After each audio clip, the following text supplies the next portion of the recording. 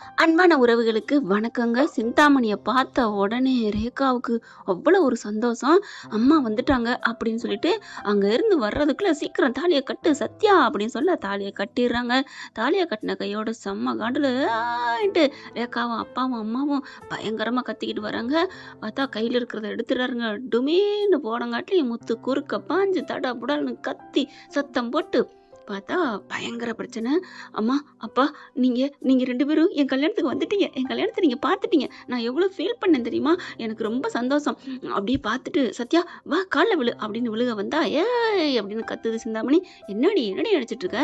இந்த கல்யாணம் செல்லாது. இது நடக்காது நடக்காது." "அதான் நடந்துருச்சுல, அப்புறம் என்ன நடக்காது?" அப்படின்னு பாட்டி, முத்து எல்லாம் சொல்ல, "இங்க பார், வாடி வேணாண்டி" அப்படின்னு பயங்கரமா புடிச்சு இழுக்குறாங்க, வைக்கிறாங்க.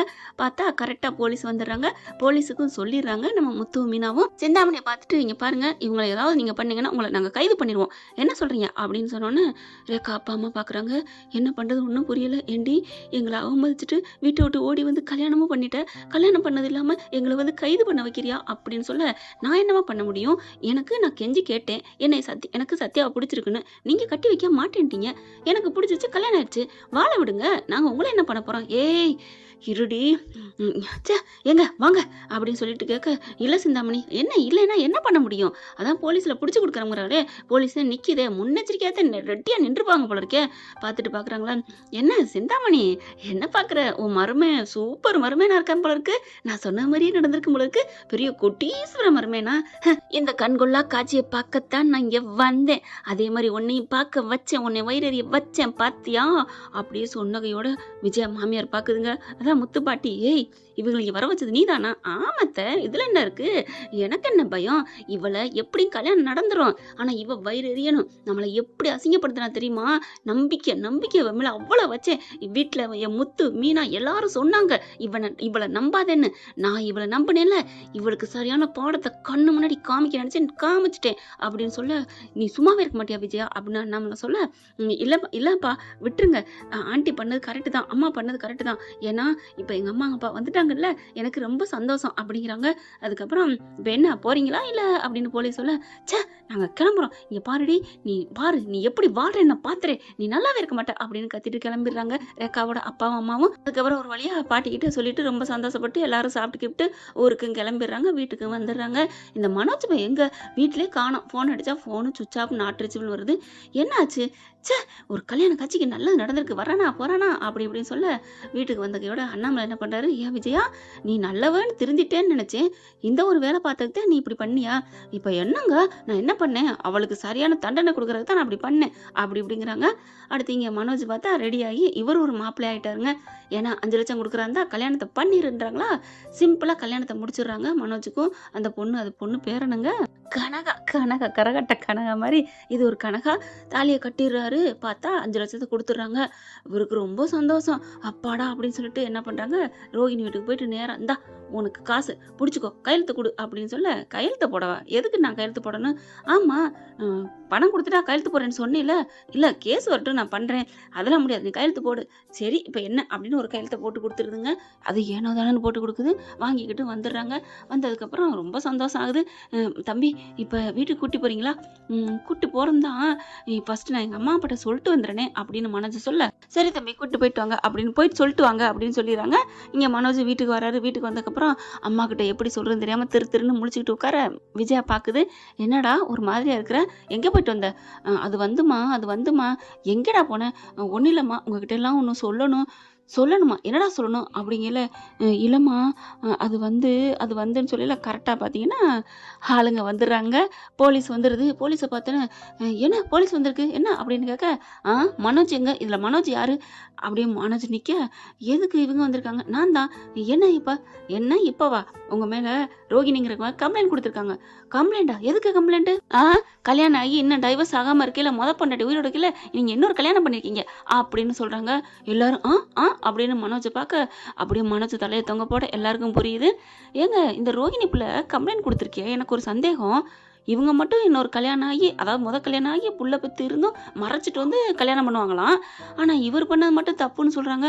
கேட்டா நான் எல்லா உண்மையும் சொல்லிட்டேன்னு ஒரு பொய்யை பேசுது. ரோகிணிக்கு சொல்ல வேணும். இப்ப மனோஜ் எல்லாரும் கேட்க என்னடா பண்ணி வச்சிருக்க? நான் ஒன்றும் பண்ணலம்மா, நான் ஒன்றும் பண்ணல. மனோஜ் எவ்வளோ சொல்ல, டேய் கல்யாணம் பண்ணியாடா? அங்கே என்ன பண்றாங்க இங்க பாருங்க, உங்க பையன் திருட்டுத்தனமா கல்யாணம் பண்ணியிருக்காரு, கம்ப்ளைண்ட் கொடுத்துருக்காங்க. என்ன கம்ப்ளைண்ட் அப்படிங்கல? என்ன கம்ப்ளைண்டா? ரோகிணி வாங்க, ரோகிணி மேடம் அப்படிங்கல. ரோகிணி வருது.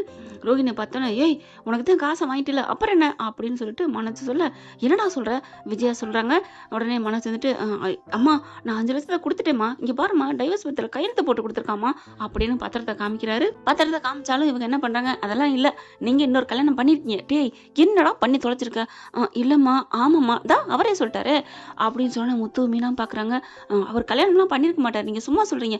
ஆட இங்க பாருங்க ஆதாரத்தை அப்படின்ட்டு ரோஹிணிட்ட அந்த மொபைலை வாங்குறாங்க. இங்க பாத்தீங்களா, தாலி கட்டுறாரு, சிம்பிளா வீட்டுல வச்சு பண்றாங்க. இந்த பொண்ணு, இந்த அம்மா என் கூட அன்னைக்கு கார்ல வந்தவங்களாச்சே அப்படின்னு முத்து சொல்ல, என்னங்க சொல்றீங்க? ஆமா, இது கொஞ்சம் மனநிலை பாதிக்கு. டேய் நேத்து கூட நீ சொன்னியடா, இந்த மாதிரி ஒரு ரொம்ப பணக்காரவங்க மனநிலை பாதிக்கப்பட்டிருக்குன்னு, அது இவதான், இந்த பொண்ணு தானா? ஆமா அப்படின்னு சொல்ல, அட பாவின்னு அடிக்கிறாரு. இங்க பாருங்க கம்ப்ளைண்ட் கொடுத்துருக்காங்க, நாங்கள் கைது பண்ணுறோம். அடியே எதுக்கடி இப்படி பண்ணி வச்சிருக்க, ஏன்டி இப்படி பண்ணி வச்சிருக்கன்னு ரோஹிணியை பிடிச்சி திட்ட வராங்க. இங்கே பாருங்க, என்ன திட்டுருக்கு, உங்களுக்கு என்ன ரைட்ஸ் இருக்குது? நான் என்ன உங்கள் மருமகளா அப்படின்னு கேட்க, போலீஸ் என்ன பண்ணுறாங்க, ஆமாம்மா நீங்கள் என்ன எங்கே முன்னாடி அந்த பொண்ணை இம்புடுபடுத்துற அப்படிங்கிறாங்க. இங்கே பாருங்க என் பிள்ளை அப்படிலாம் பண்ணலை, இந்த மாதிரிலாம் பேசாதீங்க அப்படிங்கிறாங்களா. கல்யாணம் பண்ணியிருக்காரு, தாலி கட்டிக்காரு, உங்கள் பிள்ளைய கேளுங்க. என்ன மனோஜ் தாலி கட்டியிருக்குல்ல அப்படின்னு ரோஹிணி சொல்ல, அடி பாவி நீ 5 லட்சத்தை வாங்கிக்கிட்டு கையெழுத்து போட்டுடி, அதுக்கப்புறம் தாண்டி நான் கல்யாணம் பண்ணினதையும் ஒத்துக்கிறாரு. அதுக்கப்புறம் இங்க பாருங்க கையெழுத்தானே போட்டிருக்கேன், கோர்ட்ல இன்னும் டைவர்ஸ் முறைப்படி வரல இல்ல, அதான் நீ வேணான்னு சொல்லிட்டே ரோஹிணி, அப்புறம் என்ன ரோஹிணி, நான் இந்த காசு கொடுத்ததே அவங்க கிட்ட இருந்து வாங்கின காசு தான், இப்படி பண்ணலாமா அப்படிங்கிறாங்க. விஜயா அண்ணாமலை எல்லாரும், டேய் என்னமாவது பண்ணாதன்னு சொன்னேனேடா, கேட்டியா? முத்து சொல்றாரு, டேய் நான் தான் சொன்னேனேடா ரவி, பாத்தியா இவன் ஏதாவது பண்ணுவேன்னு பண்ணி வச்சுட்டான். விஜயா பாக்குது, சப்புன்னு அடிக்குது மனோஜை போட்டு. பாவி முத்து சொன்னான்டா நீ ஏதாவது பண்ணுவேன்னு, இப்ப என்ன பண்றதுன்னு தெரியலையே, ஐயோ அப்படின்னு சொல்ல, இங்க பாருங்க கைது பண்றது உறுதிதான், கைது பண்றோம் அப்படின்னு மனோஜை கைது பண்றாங்க. அடியே ஏண்டி இப்படி பண்ற? நான் ஒண்ணும் பண்ண முடியாது, அவரு எனக்கிட்ட இருந்து முழுசா விவாகரத்து ஆகங்காட்டியும் இன்னொரு பண்ண கல்யாணம் பண்ணிக்கிறேன், நான் எப்படி விடுவேன்? ஏண்டி இதெல்லாம் உனக்கு எப்படி தெரியும் மனோஜ் கேட்க, உன்னையே தான் நான் சுத்தி வர்றேன் மனோஜ், அப்படி இருக்கல நீ என்ன பண்ண எனக்கு தெரியாமையா போயிரும் அப்படின்னு சொல்லிட்டு கைது பண்ணிட்டு போயிடுறாங்க. ரோஹிணி பாக்குது, ஐயோ பாவம் ஆண்டி, நான் தான் சொன்னேன்ல இந்த வீட்டுக்கு மருமகனா நான் மட்டும்தான் இருக்க முடியும்ட்டு அப்படின்னு சொல்ல, ஏய் நில்லடி அப்படிங்கிறாங்க. போலீஸும் மனோஜும் கீழே இறங்கி போயிடுறாங்க. என்ன ஆண்டி என்ன மருமகளை ஏத்துக்கிறீங்களா அப்படி சொன்னோன்னே, ஏய் அது இந்த ஜென்மத்துல நடக்காதுடி, அப்போ உன் புள்ள களி தீங்கிறது கரெக்ட் தான், உண்மைதான், கோர்ட்ல சொல்லி நான் எல்லாம் உள்ள வைப்பேன், அப்போ உன் மனோஜ் உனக்கு கிடைக்க மாட்டேன்டி, போதும் கிடைக்காட்டி போயிட்டு போகுது, எனக்கு 5 லட்சம் வந்துருச்சு, உள்ளரையும் உன் பிள்ளைய வச்சாச்சு, உன்னையும் உள்ளர தூக்கி வைப்பேன், என்ன அடி அப்படிங்கல. ஏய்னு அப்படியே விஜயா கத்துறாங்க. இங்க பாருங்க இந்த பேச்சுக்கெல்லாம் வேலை இல்லை அப்படின்ட்டு ஸ்டேஷனுக்கு ரோஹிணி போயிடறாங்க. இவங்க எல்லாரும் போறாங்க. அம்மா அப்படின்னு மனோஜ் கத்த, அட பாவி ஏன்டா இப்படி எங்கிட்ட சொல்லாமலாம் இப்படி பண்ணி வச்ச, எங்களுக்கு தெரியாம ஒரு காரியம் பண்ண உருப்படாம தான் போகுதுன்னு உனக்கு தெரியாது அப்படின்னு குடும்பத்தோட வந்து கத்துறாங்க. முத்து மீனா எல்லாருமே வந்துடுறாங்க. அம்மா நான் நல்லதா பண்ணிட்டேன், சாதிச்சுட்டேன்னு உன்ட்ட சொல்லத்தாமா வந்தேன்.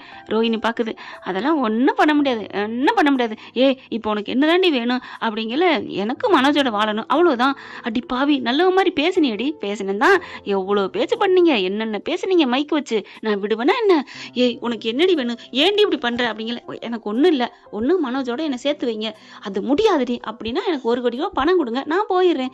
ஏண்டி உனக்கு மனசாட்சி இல்ல, 1 கோடிக்கு நாங்க எங்கடி போவோம்? எங்கே போமா, அதான் ஷோரூம் இருக்கே, அது ஒரு 30 லட்சம் தாண்டி வரும், அதெல்லாம் முடியாது, எனக்கு மனோஜோட சேர்த்து வைக்கணும், இல்லையா அந்த கேஸை ஸ்ட்ராங் பண்ணுவேன் அப்படிங்கிறாங்க. இங்க பார் நீ என்ன வேணா பண்ணிக்கவா? அம்மா அப்படிலாம் பேசாதம்மா, அவகிட்ட ஏதாவது பேசுமா. ரோஹிணி ப்ளீஸ் ரோஹிணி. என்ன இப்பதான் ரோஹிணி தெரியுதா, என்ன விட்டுட்டு இன்னொரு பொண்ணை கல்யாணம் பண்றதுக்கு உனக்கு எப்படி மனோஜ் மனசு வந்துச்சு அப்படின்னு ரோஹிணி கத்துறாங்க. ரோஹிணி ப்ளீஸ் ரோஹிணி அப்படிங்கிறாங்க. அதுக்கப்புறம் ஒன்றும் இல்லை என்னோட வாழ்றேன்னு மட்டும் சொல்லு, இந்த கேஸ்ல இருந்து உனக்கு விடுதலை பண்றேன், காசும் தேவையில்லை, எதுவும் தேவையில்லை. அப்ப அவங்களுக்கு 5 லட்சம் கேட்பாங்களே அப்படிங்கிறாங்க. அந்த பொண்ணு ஆத்தால வந்துடுறாங்களா. வந்ததுக்கு அப்புறம் என்ன மனோஜ் இப்படி ஆயிடுச்சு அப்படி ஆயிடுச்சு, எனக்கு 5 லட்சம் பணத்தை கொடு, நீ கல்யாணம் பண்ணாட்டி பரவாயில்ல, என் பொண்ணோட நீ வாழ வேணாம் அப்படி இப்படின்னு அவங்க சொல்ல, ரோஹிணி நான் உனக்கு டைவர்ஸ்ல இருந்து கையெழுத்து போட்டுறேன், நீ வந்து எனக்கு வேணும்னு நான் சொல்லிடுறேன், உங்க கூட நான் வாழ்றேன், என்னை விடுதலை பண்ணிடு ரோஹிணி. எல்லாரும் விஜயா பாக்குறாங்க. என்னடா 5 லட்சம் நான் கொடுத்துட்றேன்டா. அதெல்லாம் அந்த ஜென்மத்துக்கு நடக்காதுமா, அம்மா எல்லாம் என் ஏற்பாடு தான் அப்படிங்கிறாங்க. என்னது உன் ஏற்பாடா? ஆமாம், இந்த பொண்ணு இந்த அம்மா எல்லாம் என்னோட ஏற்பாடு. தாலி கட்டினதை ஏற்பாடு பண்ணி ஃபோட்டோ எடுத்தது வீடியோ எடுத்தது நான் தான். கோர்ட்டில் எல்லாம் செல்லுபடியாகும். ஏய் இதெல்லாம் நாங்கள் சொல்லுவோம் சொன்னால் ஆதாரம் என்ன இருக்குது? ஒன்றும் பண்ண முடியாது. இந்த மாதிரி தாலி கட்டேன்னு சொல்லி கல்யாணம் பண்ணிட்டீங்கன்னு சொல்லி கேஸை என்னென்னமோ கொண்டு போவேன். மனோஜ், உனக்கு வேற வழியே இல்லை. நீ என்ன ஏத்துக்கிறேன்னு சொல்லித்தான் ஆகணும் கோர்ட்ல. எப்படி? மனோஜ் என்ன பண்றதுன்னு தெரியாம தவிக்கிறாங்க. விஜயா முழிக்கிறாங்க. என்ன ஃப்ரெண்ட், இவங்களுக்கு இப்படிதான் வேணும் அப்படின்னு நினைக்கிறவங்க கமெண்ட்ஸ்ல கருத்தை சொல்லுங்க. உங்க பொண்ணான கையால ஒரு லைக்கை போட்டு சப்ஸ்கிரைப் பண்ணி ஆதரவு கொடுங்க. அன்புறவுகளே, தேங்க்யூ ஃப்ரெண்ட்ஸ். இந்த வீடியோ உங்களுக்கு பிடிச்சிருந்தா தயவு செய்து லைக் பண்ணுங்க. இன்னும் அப்டேட்ஸ்க்காக சேனலை சப்ஸ்கிரைப் பண்ண மறக்காதீங்க. நம்ம கிட்ட இருக்க எல்லா சேனல்ஸோட லேட்டஸ்ட் வீடியோ அப்டேட்ஸ்க்காக மேல ரைட் சைடுல காட்டுற லிங்கை கிளிக் பண்ணி வாட்ஸ்அப் குரூப்ல ஜாயின் பண்ணுங்க. உங்களிடம் விடைபெறுவது நான் உங்கள் மெஹர்.